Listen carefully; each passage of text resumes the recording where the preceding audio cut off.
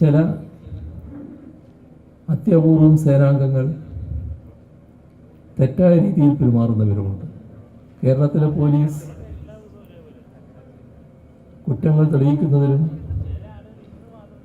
കുറ്റവാളികളെ പിടികൂടുന്നതിലും മാതൃകാപരമായ ശേഷിയാണ് പ്രകടിപ്പിക്കുന്നത്. എല്ലാവരും അനുമോദിക്കുന്ന കാര്യമാണ്.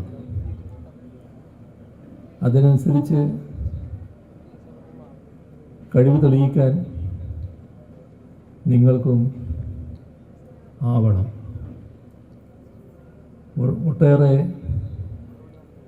വിദഗ്ധ പരിശീലനമാണ് നിങ്ങൾക്ക് ലഭിച്ചിട്ടുള്ളത്. എല്ലാ മേഖലയുമായി ബന്ധപ്പെട്ട് ഉന്നതമായ പരിശീലനം നിങ്ങൾക്ക് ലഭിച്ചിട്ടുണ്ട്. അത് പരിശീലന കാലയളവ് കൊണ്ട് അവസാനിക്കേണ്ടതല്ല. സർവീസ് ജീവിതത്തിലാകെ ഉപയോഗിക്കാനുള്ളതാണ്. സ്വാഭാവികമായും നിങ്ങൾ നേടിയ കഴിവ് കൂടുതൽ മെച്ചപ്പെടുത്താനുള്ള ശ്രമങ്ങളായിരിക്കണം സർവീസ് ജീവിതത്തിൽ നിങ്ങളിലുണ്ടാകേണ്ടത്. ഇന്നത്തെ കാലത്ത് സാധാരണ നിലയിൽ കാണുന്ന കുറ്റകൃത്യങ്ങൾ മാത്രമല്ല, ഒട്ടേറെ സൈബർ കുറ്റകൃത്യങ്ങൾ പെരുകിയ കാലമാണിത്. ആധുനിക സാങ്കേതിക വിദ്യയുടെ വളർച്ച കുറ്റവാളികളും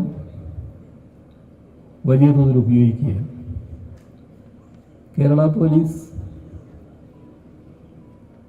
രാജ്യത്തിൻ്റെ അഭിനന്ദനം പിടിച്ചുപറ്റുവാനുള്ള ഇടപെടലാണ് ഇതിനകത്ത് നടത്തിയിട്ടുള്ളത്.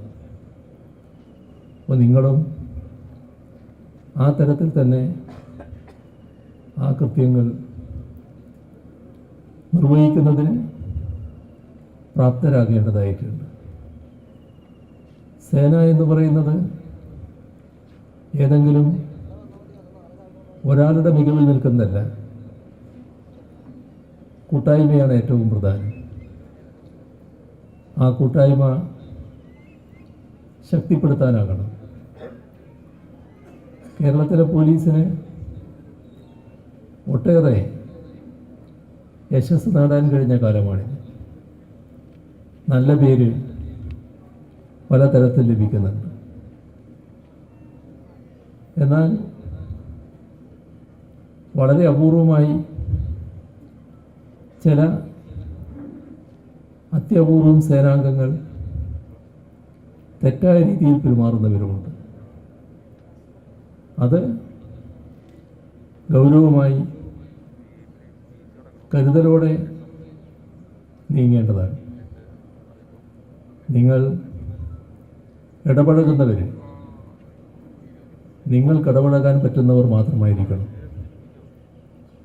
സമൂഹത്തിൽ വിവിധ തരത്തിലുള്ള ആളുകളുണ്ട്. ക്രിമിനലുകളും ക്രിമിനൽ സ്വഭാവം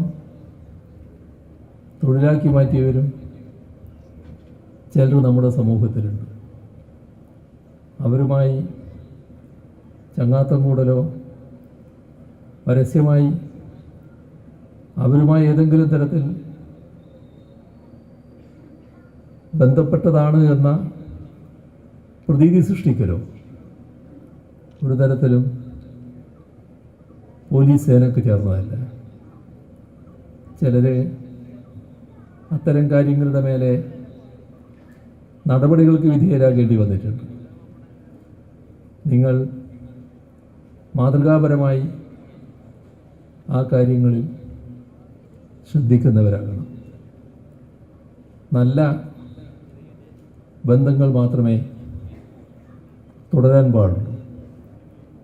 ഒരു തരത്തിലുള്ള അനാശാസ്യ വ്യക്തികളുമായുള്ള ബന്ധം സ്ഥാപിക്കാൻ ഇടവരരുത്.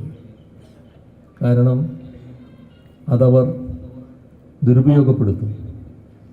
അത് പോലീസിൻ്റെ സൽപ്പേരിനാണ്